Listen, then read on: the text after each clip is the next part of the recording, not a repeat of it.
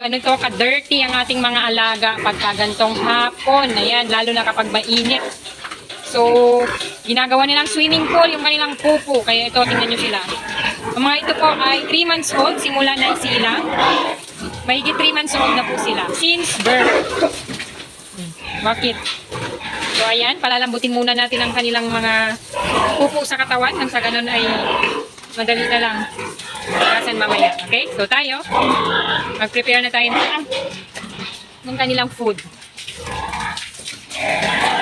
Samit natin to dito sa may bubong. Para habang nagpapakain tayo sa iba, ay naliligo sila. Tingnan nyo, oh. Super dirty nila. Pero ang mga to, sobrang linis. Ayan. Uy, malalaki na yung ating mga piglets. Lalaki na nila, guys. Malapit na natin silang iwalay. So, sa 12 po, December 12, ang ika-35 days old nila simula na ipanganak. Okay? Malalaki na sila. 35 days old natin sila iwawalay. Okay? Itong ating mga inahin. Si Mami DJ ang next na mga anak. Ito, sa 12 pa natin malalaman kung siya ba ay buntis. Hindi pa nating mga fatteners. So, kuha muna tayo ng face mask. Salamat sa ating sponsor ng face mask, Ate Erlyn Rambak. Okay? Siya yung nagbigay sa akin ng napakaraming face mask at super thankful ako kasi nga malaking bagay, malaking tulong ito sa akin. Para hindi ko lahat palanghap yung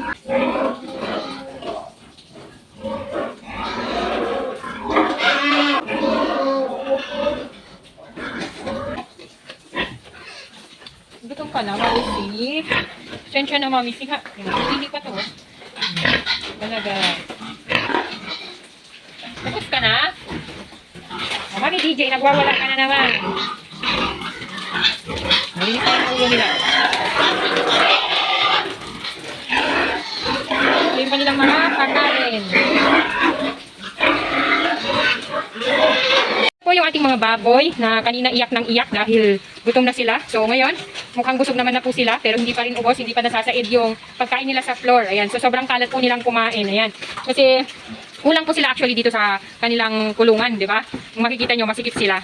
So dapat, pang-5 lang po na fattener ito. So kapag malalaki na sila, pag mabenta na natin itong mga ito, so nag-away-away sila. Pag mabenta na natin itong mga to, ililipat naman natin yung iba. Okay, so meron tayong 1, 2, 3, 4, 4 na bakanteng gestating pen. So, pwede natin ilipat dito yung 4 nang sa ganon ay maging maluwang sila doon. So, sobrang kalat nilang kumain kasi pag pinapakain mo sila, sobrang, ayun, kinukuha nila agad yung tabo. Alam mo yun, sinasakmal agad nila yung tabo. Ganon din ang mga to. Actually, ito, isa lang ang dinala ko dito, isa lang ang kinulong ko dito. Pero, pumasok yung isang maliit. Tapos, every time na magpapakain ako, tumatalon itong isa. Ito lang yung dito sana kasi ito yung gagawin natin inahin. Baba ito. Yan, every time na magpapakain ako, tumatalon talaga siya doon. Okay? Kaya sinasabi nila may pagka-native daw yung ating mga alaga. Pero makikita nyo naman sa katawan, sobrang malalaki sila at matatangkad. Okay? So, ito yung mami nila, si Mami DJ. So, tingnan nyo naman yung laki niya. So, ano lang kasi sila, ang lahi kasi nila white durok. Kaya siguro napaka, active. Tapos, matapang sila kumbaga. Okay? So, ito, busog na. Nakahiga na. So sila, sa flooring po tayo nagpapakain sa kanila. So wet po tayo kasi binababad natin sa tubig yung kanilang pagkain pero hindi yung masabaw. So ang masabaw lang po dito is ito si Mami DJ, saka si Mami C, saka si Mami F. Ito si Mami B, hindi din ito mahilig sa masabaw. Okay, so sa flooring din natin siya pinapakain kasi kapag sa planggana, tinatapon niya yung planggana or kaya dinadala niya doon. Kaya ni si Mami DJ, inaagaw niya yung pagkain ni Mami B. Kaya ang ginagawa ko, hindi ko na lang nilalagay sa planggana kasi naagawan siya. Sa floor na lang. Okay? Tapos ito, yung ating mga fatteners ulit. Sinaside din nila. Okay? Hi. So, hindi ko alam kung nasa 90 plus kilos na siguro ang mga ito. Mabilis silang lumaki, lalo na nung nag-finisher stage sila. Ayan, oh. Matangkad sila. Ang lalaki ng mga pata nila. Okay? And then itong mga, oops, bakit? Bakit daw hindi pa natin winawalay itong mga piglets natin? Malalaki na sila. The reason why is, wala pa po akong ipakain sa kanila. Nag-booster feeds pa sila. Pero supposed to be, dapat naka-pre-starter feeds na ang mga to. Kaso, inihintay ko na ma-dispose ang mga ito, mga fatteners natin, para may pambili na tayo ng pre-starter. Okay? So, that's the reason po bakit di pa tayo nagwawalay. So, at least meron pa silang, meron pang nagsusupply sa kanila ng food nila, which is yung dede nga, yung gatas ni Mami C. Okay? So, pakasarap muna sila sa pagdedede. So, malapit na ding mga anak si Mami DJ. Sobrang hinihingal siya. So, pagkatapos nilang pag na-side na nila to, ay maglilinis na po ulit tayo. Kasi kita nyo naman, hindi pa talaga sila malinis. Kasi excited na excited silang kumain. So, pagkatapos silang kumain, pag na-side na yan, maglilinis ulit tayo. Nang sa ganun ay fresh silang matutulog. Kapag makakatulog sila ng maayos, dagdag laki din yun para sa kanila. Di ba? At magiging at ease sila sa pagtulog. Okay? So, nakapag-ipon na din po ako. Sa lugar na ako nag-iipon ng tubig para bukas. Okay? May mga time kasi na nag-brown out. So, wala tayong tubig pag ganun. So, gabi pa lang, hapon pa lang, after ko magpakain, ay nag-iipon na talaga ako ng tubig sa kanan, dito sa mga balde. Para kinabukasan, maglalagay na lang ako ng mga feeds, okay? So, tabo-tabo na lang, then babad ulit, tapos papakain, okay? So, ganun po yung strategy natin para mabilis tayong mabilis yung galaw natin. Okay? Kung makikita nyo yung maliit doon, bansot po yun. Hindi ko alam, anak yan ni Mami C. Okay? Magkakapatid ang mga yan. Pero hindi ko alam bakit bansot. Actually, akala ko hindi yan makakasurvive kasi hindi siya. Nung nagdedede pa lang sila, ayaw niya talagang kumain ng booster feeds. Nagulat ako. Sabi ko, baka pag nagwalay na ako, hindi na to makakasurvive. Pero, God is so good. Pagkawalay ko sa kanila, tumikim siya ng feeds, kumain. O, di ba? So, huwag tayong mawala ng pag-asa. So, tingnan niyo yung difference ng katawan niya sa mga kapatid niyo. Di ba? Sobrang layo. Makikita niyo po, tapos na tayo sa paglilinis. Napaliguan na natin ang ating mga alaga. Ayan. So, kapag hiwa-hiwalay sila, maluwang sila, di ba? Ayan. O, di ba? Yan yung 10 nating mga alaga na fattener. So, kanina, sobrang sikip nilang tingnan. Kasi, hindi pa sila naliligo. Di ba? Kumakain sila. Tapos, dikit-dikit sila. So ngayon, at hiwa-hiwalay na sila ay, ayan, medyo maluwang na sila. So malinis na sila, fresh na silang tingnan. At ito naman yung ating tatlong, bali 4 na dikit-dikit na mga fatteners. So ayan. So ito si Mami F.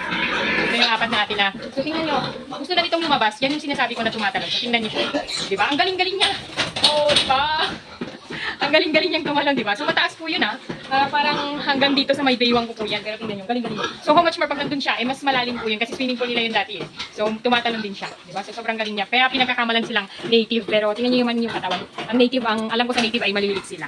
Tapos maliliksi. So ayun, yung iba nating mga fatteners. So sobrang refreshing na sa kanila yung ganito, yung pagkatapos silang kumain, tapos na silang maligo, matutulog na lang sila. Okay? Ganun din yung ating mga piglets. Ayan. So, naabangan ko talaga na magpupo yung mami nila para nang sa ganun ay nahahakot ko kaagad yung pupo.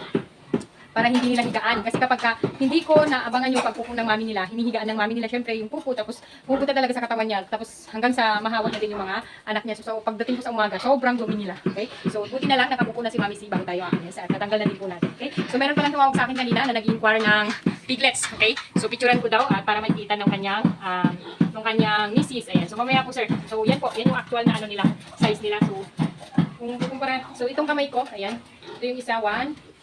Hindi ko maano. So, medyo mahaba sila, sir. Mahaba sila. Pero tingnan nyo na lang kapag pero hindi pa natin winawalay. Sa 12 pa natin sila iwawalay kasi hindi ka 35 days nila simula pagkapanganak. Okay? Tapos, pagka 45 days nila, saka nyo po kunin. Okay? So, yun naman po for this video. Maraming salamat. Masarap sa pakiramdam na tapos na naman ang buong maghapon na natapos natin yung lahat ng responsibilities natin. Kanina, nag-deliver tayo ng frame, tapos mga damit. Okay? Mga printed na damit. So, sa mga gusto pong magpa-customize, personalize ng kanila pong mga t-shirt ngayong New Year, ngayong Christmas, family, pang kahit na ano, na gusto nyo ipagawa.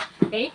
Nag-print po tayo ng t-shirt at at the same time gumagawa po tayo ng frame. Nag-print tayo ng mga pictures, ng mga cross-stitch, and marami pa tayo mga ino-offer sa ating printing business. So yun po yung isa sa mga inaasikaso natin kapag wala tayo dito sa ating babuyan. Okay? So yun lamang po for this video. Maraming salamat. Pagpalain po tayong lahat. God bless po.